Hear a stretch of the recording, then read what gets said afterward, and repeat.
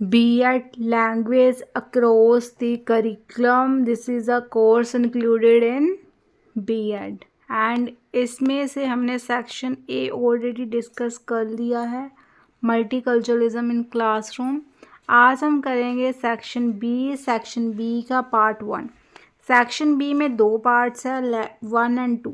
आज हम सिर्फ फर्स्ट पार्ट करेंगे सेक्शन बी का। इसमें है लैंग्वेजेस इन इंडिया, उनका status, constitutional provisions and language policy. Article करेंगे 345 तो लेकर 351 तक एंड 350। तो जो ये आर्टिकल्स है ना, ये एक क्वेश्चन बड़ा ही आता है पेपर में। तो आर्टिकल्स 345 से लेकर 350 तक मैंने बहुत 2 से 3 लाइंस में डिस्कस किए हुए हैं। तो आप इन आर्टिकल को गूगल कर सकते हैं। जैसे आर्टिकल 345 अगर आप उसको डिटेल उसके बारे में जानना चाहते हैं, आर्टिकल 346, 347, 348, 349, 350, है ना। आप इनको गूगल कीजिए एंड इनके बारे में डिटेल्ड आप रीड कर सकते हैं। तो अभी हम ये सेक्शन देखते हैं। तो यहाँ पर आ गया है language in India, status, constitutional provision and language policy. Article 345 से लेकर 351 and 358। Status of languages in India. India is a multilingual country with hundreds of languages and dialects.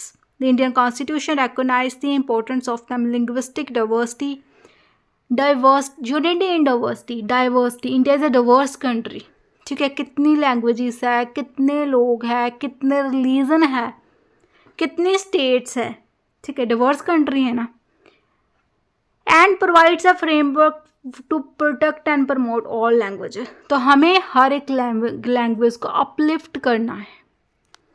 First है scheduled languages. The schedule of the 8th schedule, कौन सा?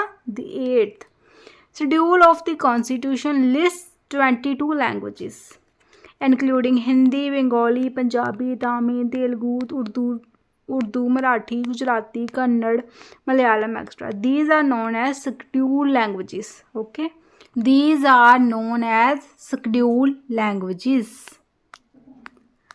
अब है official language. Hindi in Devanagari script is declared as the official language of the union. Article 343। Second, English continues as an associate official language for official purposes of the Union and for communication between the Union and the states.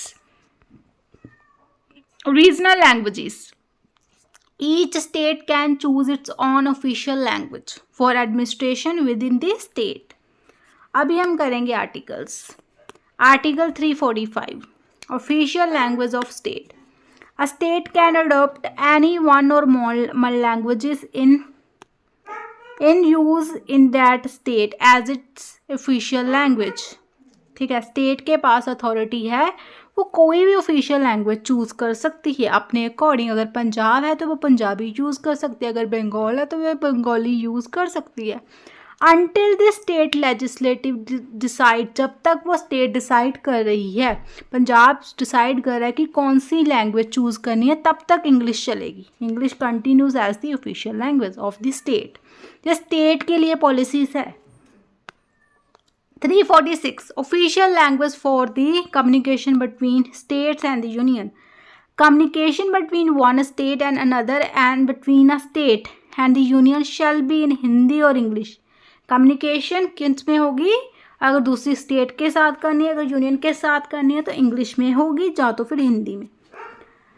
Article 347, special provision relating to language spoken by a section of the population. If the substantial portion of a state's population demands recognition of them language, the president may direct the state to recognize it officially for specific purposes. Article, ये सारे जो articles है ये specifically language के लिए है। 345 से लेकर 350 तक के आर्टिकल्स लैंग्वेज के राइट्स के बारे में ही बात करती है। Article 348, language to be used in the supreme court and the high courts. ठीक है, supreme court and high court में कौन सी लैंग्वेज यूज होगी? Proceeding in the supreme court and high court shall be conducted in English. ठीक है, supreme court में and high court में प्रोसीडिंग सिर्फ इंग्लिश लैंग्वेज में होगी, unless parliament provides otherwise. High court and supreme court की सभी प्रोसीजर किस में होंगे? इंग्लिश में, अनलेस किसी टाइम अगर पार्लियामेंट प्रोवाइड्स अदरवाइज। ठीक है, article 349 special procedure for legislation on language. Parliament can make laws regarding language after considering the recommendation of the Language Commission. Article 350 right to representation for linguistic minorities. Every person has the right to submit a representation for the redress of grievance to any authority in the union or a state in any of the languages used in the union or the state. Article 350A facilities for instruction in mother tongue. It is the duty of every state and local authority to provide adequate facility for instruction in the mother tongue at the primary stage of education. उन्होंने कहा जब बच्चा primary education ले रहा है तब उसको उसकी होम लैंग्वेज में ही टीच करना है, तब उसके मदर टंग में ही उसको जो है उसको स्टडी करवानी है। Children education for children belonging to linguistic minority groups. Article 351 directive for the development of the Hindi language. The union must promote the spread of Hindi to serve as a means of expression for all elements of India's composite culture while enriching it by assimilating words and forms from other Indian languages. Language policy in India. India's language policy aims to maintain unity in diversity. It follows a three-language formula to promote both national and regional languages. Mother tongue or regional languages used at the primary level of education.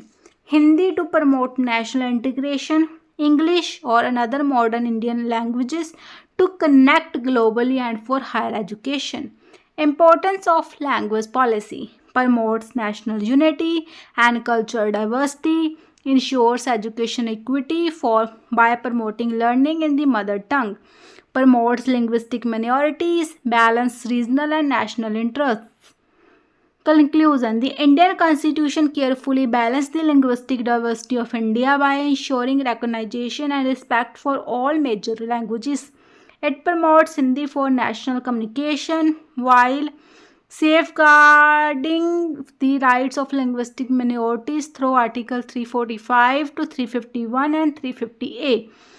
This framework reflects India's inclusive and democratic spirit, unity, people through language while respecting them diversity.